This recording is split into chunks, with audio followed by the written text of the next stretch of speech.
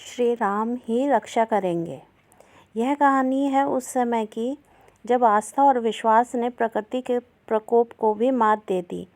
बहुत समय पहले की बात है। एक बार भारत सरकार ने बांध बनाने का काम इंग्लैंड की कंपनी को दे दिया था। बांध बनाने का काम सफलतापूर्वक लगभग तैयार हो चुका था, सिर्फ थोड़ा काम ही बाकी था। परीक्षण का दौरान भी चल रहा था कि एक रात अचानक ही मूसलाधार वर्षा होने लगी, जो रुकने का नाम ही नहीं ले रही थी। इस कारण से बांध का जल का स्तर बढ़ना शुरू हो गया था और बांध अभी पूरी तरह से मजबूत भी नहीं हुआ था। बांध पर प्राकृतिक खतरा देखकर अंग्रेज़ इंजीनियर परेशान हो रहा था और सोच रहा था कि बांध अगर टूट गया तो मुझे जेल हो जाएगी और मेरे देश की बदनामी होगी। रात हो गई, बारिश रुक ही नहीं रही थी और बांध से पानी रिसने लगा। सभी मजदूर जो भारतीय थे, बांध के निकट बनी अपनी अस्थायी झोपड़ियों में चले गए। चारों तरफ पानी ही पानी, अंधेरा और कीचड़। अंग्रेज़ इंजीनियर बेचैनी से इधर उधर असहाय भटक रहा था। जब कुछ समझ नहीं आया तो वह उन्हीं मजदूरों की झोपड़ियों की तरफ गया।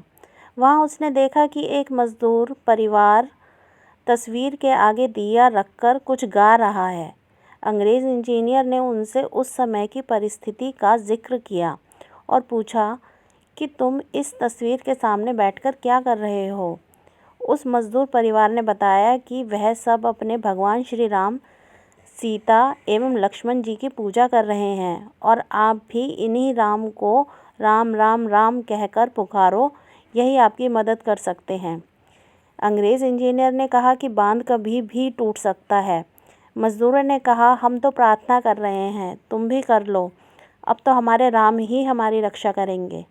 अंग्रेज़ इंजीनियर लाचार सा हो मन में राम राम राम राम बोलता हुआ, रक्षा करो, मेरी लाज रख लो कहता अपनी बर्बादी निश्चित जानकर बांध की दीवार के ऊपर यह सोचकर खड़ा हो गया कि मरना तो है ही, बांध के साथ पानी में डूबकर मर जाऊं तो कुछ लाज बच जाएगी। इतने में ही अंग्रेज़ इंजीनियर ने नीचे देखा कि बांध की दीवार के पास 2 बच्चे बांध की मरम्मत करने लगे हुए हैं।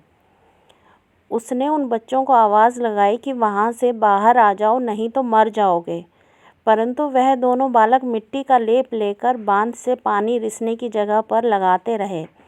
वह इंजीनियर दौड़कर मजदूरों के पास पहुंचा और उसने वह तस्वीर फिर से देखी और कहा, यह दोनों धनुषधारी धनुष लिए बांध की दीवार पर मिट्टी लगाकर रिसते हुए पानी को रोक रहे हैं। परंतु जब वहां मजदूर पहुंचे तो उनको कोई बालक नजर नहीं आए। अंग्रेज़ इंजीनियर सभी को कहता रहा कि दोनों वहां पर धनुष लिए खड़े हैं, देखो यहीं तो खड़े हैं, परंतु किसी को भी भगवान नजर नहीं आए।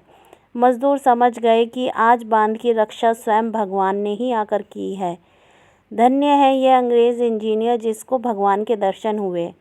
सब अंग्रेज़ इंजीनियर के पैरों में दंडवत होकर प्रणाम करने लगे।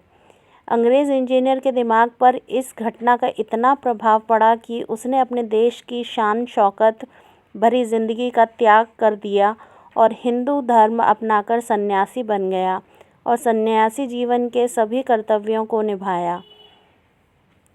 भगवान श्री राम के चरणों में अपना पूरा जीवन अयोध्या में रहकर समर्पित कर दिया। इस कथा का मर्म है कि भगवान को सच्चे भाव के साथ पुकारा जाए और मान लिया जाए कि जो भी करेंगे वह ही करेंगे, तो भगवान अपने भक्तों की रक्षा के लिए स्वयं चलकर आ जाते हैं। सच्चे मन से राम को पुकारो तो प्रभु स्वयं आकर अपने भक्तों की रक्षा करते हैं। जय श्री राम। श्रद्धा और विश्वास से ही चमत्कार हैं।